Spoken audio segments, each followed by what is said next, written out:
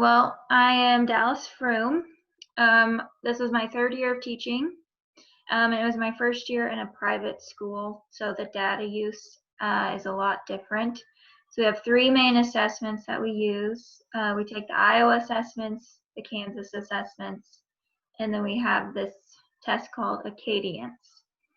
So with the Iowa assessment data, basically all we did was we had a meeting when the results came in, and then we discussed the results with our grade level. And then after that, we shared information at parent conferences about the test results. And after that, it was kind of up to the teachers what they wanted to do with the data. So there isn't too much use of data in our school. And we didn't even take the Kansas assessments because of COVID-19. And also I'm a second grade teacher, so I wouldn't be doing that anyways. And then the Acadience is reading and math, and so our title teacher assesses all the kids on both of those subjects. And we get results back for both. We only get their score. We don't get any specifics. And then we use the reading to place kids in title intervention. So the kids that score the lowest, they go with the title teacher 4 days a week. But other than that, the scores from those tests are just the teachers use them how they want. I used the scores to place kids in 3 different groups for like small group centers in reading, and then occasionally in math when we had time. But mostly for math, I use daily formative and observations in my class to determine where kids are at. Our school doesn't really use any demographic or process data. We do perceptions from parents and teachers, but I think it would be helpful if we use student perceptions just because our school is very traditional, and I think there are things that we can change to kind of move along with the changing times. But yeah, that's pretty much it. Okay. I'm wondering what you think is the biggest difference in moving from public education to private education as far as utilizing data? Well, in the public schools, it felt like we used data every day. We did a lot of reading testing with BAS and Fontes and Pinnell, and then all of our math assessments, they were common, so all the teachers in 4th grade would give the same assessment, and then we would look at the data. But we never used demographics or perceptions or any of that. We only looked at student scores. So even though we studied data all the time, we didn't connect it to anything else. Okay. And then I guess, you talked about how you did common assessments. How many people were in your team previously and then this year? There were 3 on my team at the public school, and now there's 2 at the private school. And we tell each other what we're planning, but the administration, they don't make us do common assessments. So. And then the only other question I had was, what kind of formative assessments do you use in your classroom?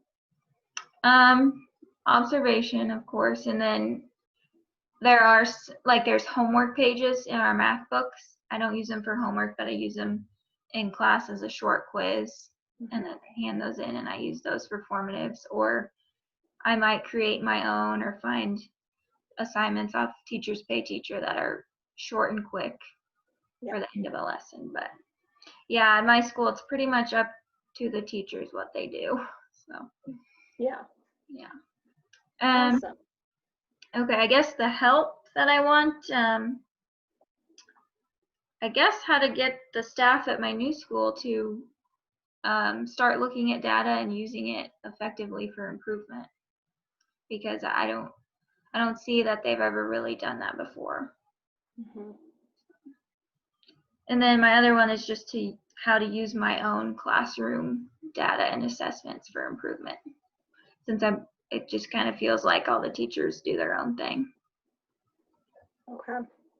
So sounds like you would like help just from your administration, maybe utilizing more data points and making things a little bit more aligned, just team to team and maybe grade to grade. Yeah. Okay. Just some direction to follow.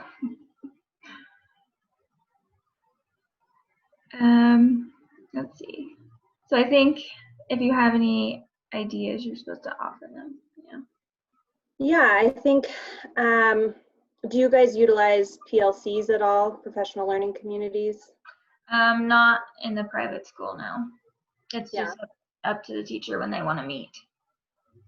I think one suggestion I have is to really advocate for time to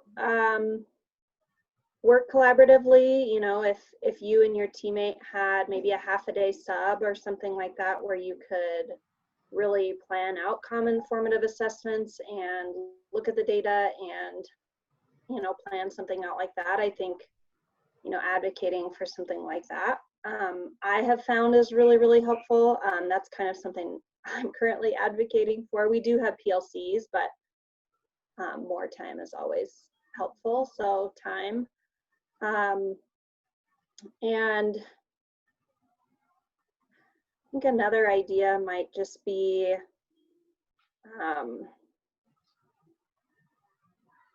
you know, continuing to build that relationship with your teammate. And then do you guys have an instructional coach?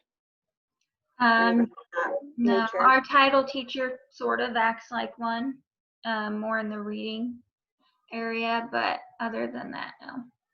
Yeah, so maybe collaborating with them or something like that. But I think another thing too that, you know, maybe just asking your principal for some of that data to make it more easily accessible.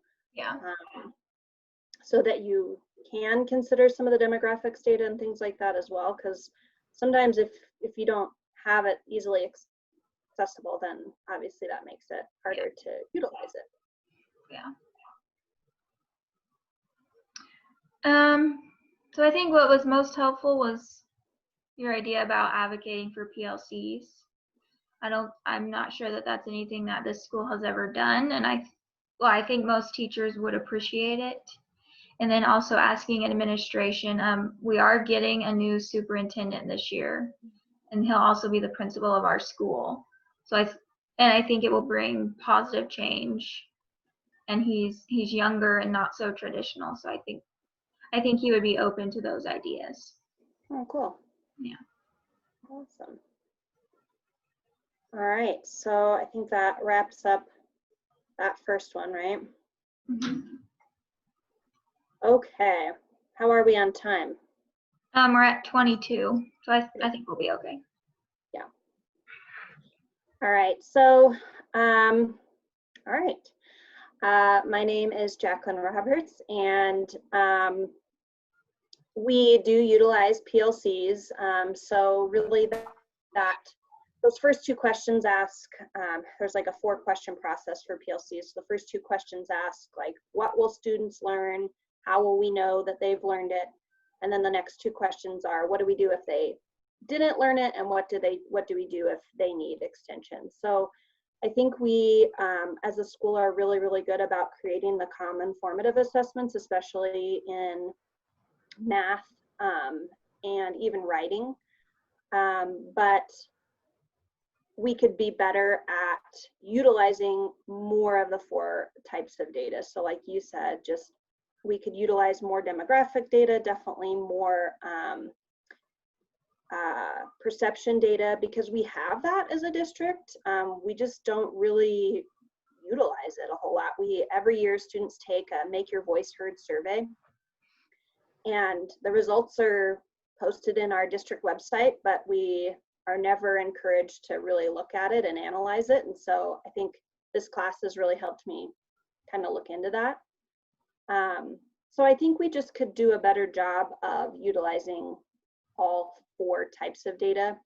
I think sometimes we do look at demographic data as far as like kind of look at our IEP kids and our GT kids, and then our general education kiddos. But and also I teach 5th grade. So in order to close the gaps, you know, I kind of looked at our school data, and we really don't have a ton of minority students, but we definitely have, we have about a quarter of our kids that are Hispanic. So that's our greatest minority population. So I was able to really look at the data, and those kids are doing well compared to like the state. However, they're not doing as well as non-minority students at our school. So we definitely have a gap to close.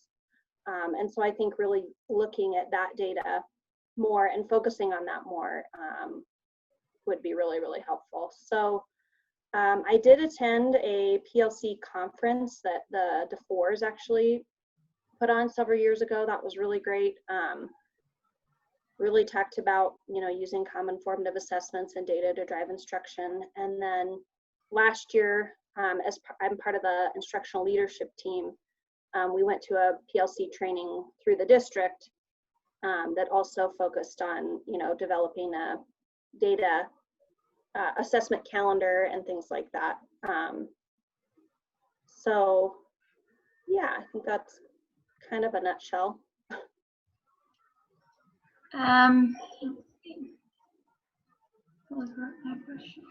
So do you think that using more demographics and perception data would be helpful?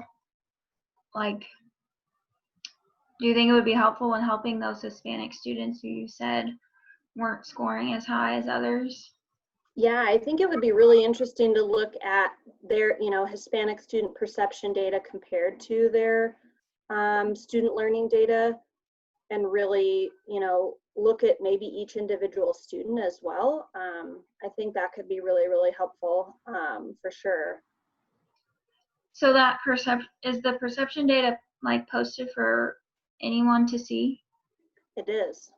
Do teachers ever look at it? I have been at my district for 9 years. I've been at 3 different schools, and we've never really looked at that data. Yeah. As a school, no. So I bet like there would be some, I don't know, light bulb moments if people took a look at it, and yeah, definitely. I think the students would like it too. What? I think the students would appreciate it if their voices were heard.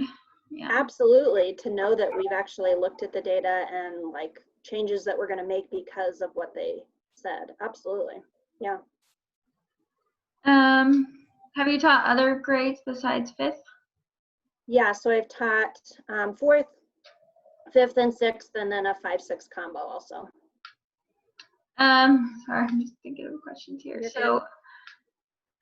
What do you think is the biggest difference between like data in the higher grades that you've taught and data use in the lower grades?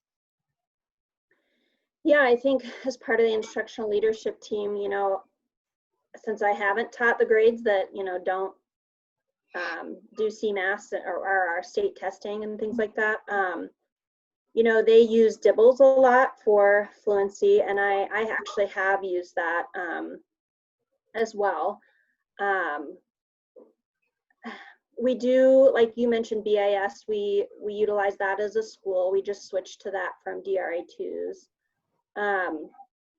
But I think at our school, they're really, really great about saying, okay, well, in 3rd grade, they have to start testing on Chromebooks, you know, or computers. So how can we prepare them for that? So I think they just think about like typing skills and, you know, just different skills that they can help develop before they reach those really, really big testing grades. Yeah, I think hopefully that answered your question a little bit. Well, I think those are all the questions that I had. Okay. Something that I would really like help with is really 2 things. One, I really, really think data protocols are important because they really help people not to make judgments. Data protocols are really meant to just lay out the facts, and that's something that we decided as an instructional team we were going to use. We had a data protocol picked out, and then we never used them. So I would really just like to advocate and actually use them. And then the second thing is, again, it was really interesting. We decided as an ILT we were going to do like triad observations, and we just never did them. So I think I want help just following through with a couple of those things that we were really excited about and gung-ho about, and we decided we were going to do them, and then we never did. Okay, so basically you're asking for help on how to actually implement the ideas that you guys have. Yeah. Right. Okay. So do you want to use like data protocol in staff meetings or PLCs?